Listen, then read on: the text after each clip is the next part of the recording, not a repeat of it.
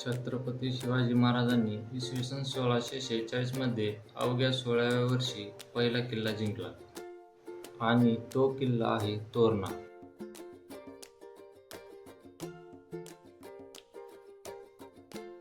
याच गडाची आपण आज भटकंती करणार आहोत. पुण्यापासून हा गड 70 किलोमीटर अंतरावर आहे.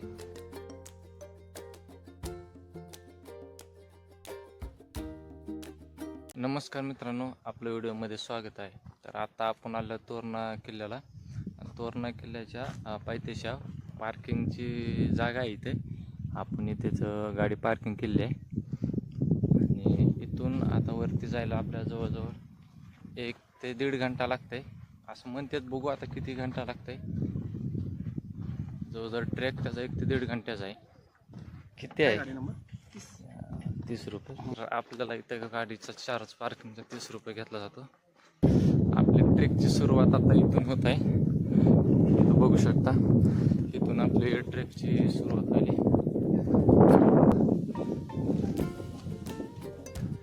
गडावरती जाण्यासाठी रस्ता जो आहे तो पूर्ण दगडी आहे.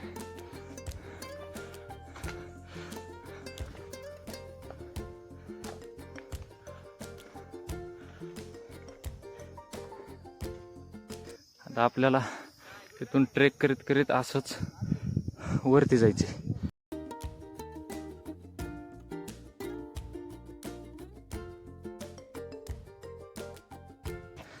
मी ज्यावेळेस राजगडला गेलतो ना, त्यावेळेस तिथला ट्रेक केल्यावर असं वाटलं होतं की सगळ्यात अवघड ट्रेक आहे. पण ॲक्च्युली ज्यावेळेस तोरणाला आलो ना, त्यावेळेस कळाले की तोरणाचं सगळ्यात अवघड आहे.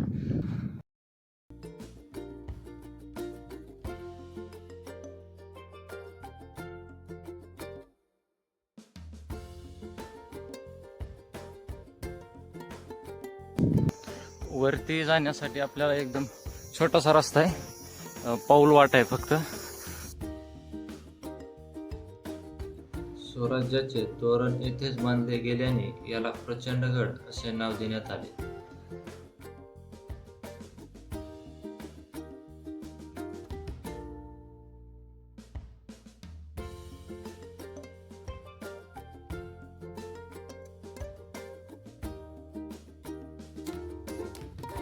आता आपण पोहोचलो आहोत गडाचा पहिला दरवाजा बिनी दरवाजा जवळ.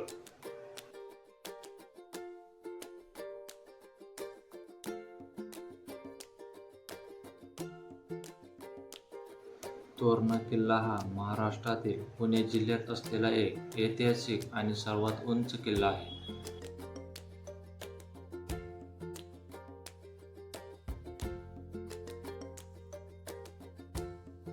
आता आपण गडावरती आलेलो. आता दुसरा दरवाजा लागतोय. आता आपण आलेत मेन गडाच्या दरवाजापाशी.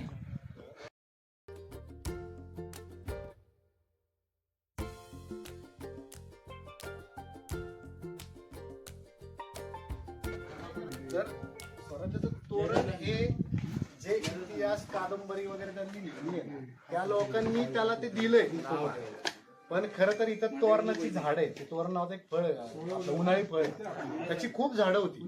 त्यामुळे तोरणा हे नाव त्या काळातल्या बहमनी लोकांनी जी सत्ता होती त्यांनी दिलेलं. छत्रपतींनी जेव्हा गड घेतला तेव्हा त्याचं नाव त्यांनी प्रचंडगड ठेवलं. सुरुवातीला तुम्ही बघताना फक्त बालेकिल्ला बघता. आता जेव्हा तुम्ही कोटी दरवाज्यातनं आत जाल आणि थोडंसं फिरून पुढे जाल, त्यावेळी तुम्हाला खऱ्या अर्थाने तोरणाचा जो विस्तार आहे ना तो बघायला मिळेल. आणि त्यामुळे छत्रपतींनी त्याचं नाव प्रचंडगड ठेवलं. आणि तोरण बांधलं वगैरे हे त्यांनी अलंकारकरित्या वापरलं.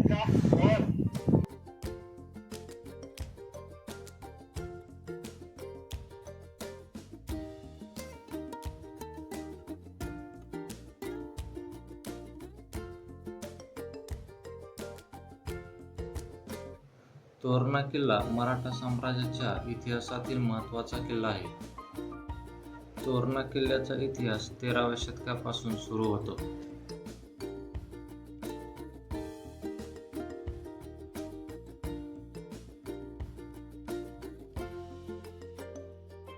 वरती आल्यानंतर आपल्याला एक मॅप दिसतोय, पूर्ण गडाचा मॅप आहे.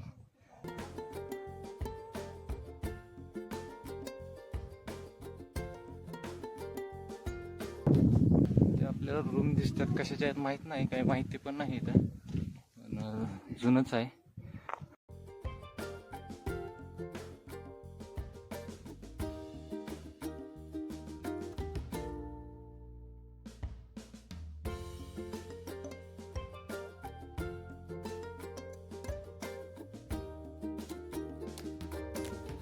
तोरणा किल्ला कधी आणि कोणी बांधला याचा पुरावा आज उपलब्ध नाही.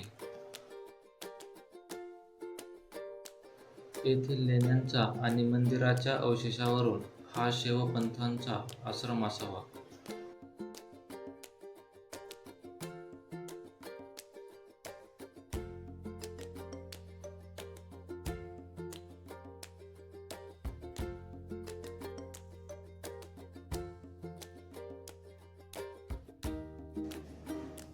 आपल्याला एक तोरणेश्वरचं महादेवाचं मंदिर भेटते बघा तिथं, शिवकालीन आहे ती.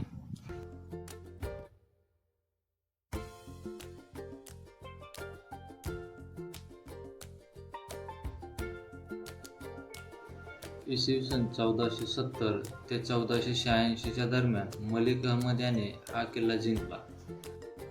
महादेवाच्या मंदिराच्या साईडकडून एक आपल्याला पाऊलवाट आहे. ती पाऊलवाट जी आहे का कोकण दरवाजा आहे ना त्या तिकडे जाते.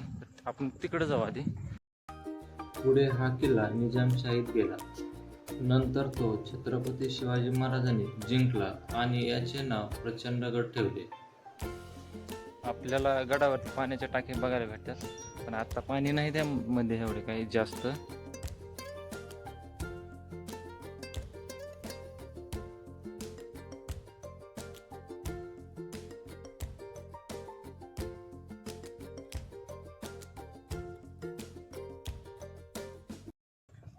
आपण जे आता आहोत ना ते कोकण दरवाजाच्या वरचा भाग आहे त्याचा,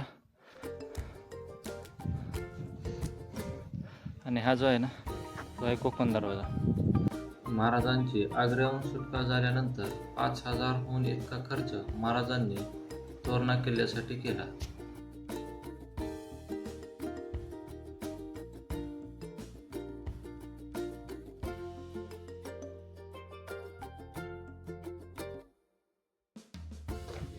तर हा आहे कोकण दरवाजा. अजूनही दरवाजे बघू शकता पूर्ण मजबूत आहे. छत्रपती संभाजी महाराजांच्या मृत्यूनंतर हा किल्ला मोगलांकडे गेला. नंतर शंकराजी नारायण सचिवांनी तो परत मराठ्यांच्या ताब्यात आणला.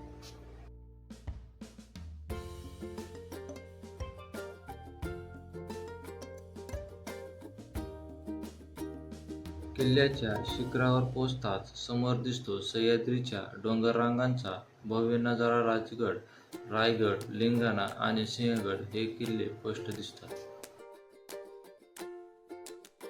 आपल्याला इथून राजगड एकदम स्पष्ट आणि क्लिअर दिसत आहे, खूप जवळ आहे इथून. तर तो आहे तो राजगड आहे. आता धुकं आल्यामुळं थोडं अंधुक दिसत आहे. आपल्याला जास्त गड तर पुण्यामध्येच बघायला भेटते. तोरणा आहे तर तोरणाच्या साईडला बरेच गड आहेत जे आपल्याला बघायला भेटतात, आणि इथून गडावरून बी दिसते, पण सध्या धुकं आल्यामुळं दिसणार आहे.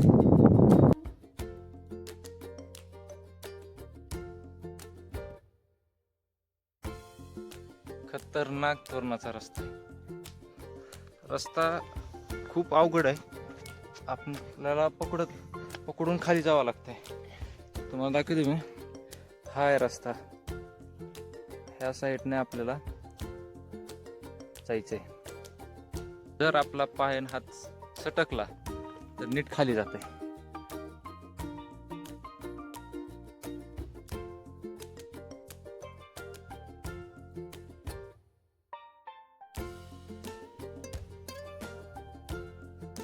गडावर आपल्याला लक्कडखाना बघायला भेटतो.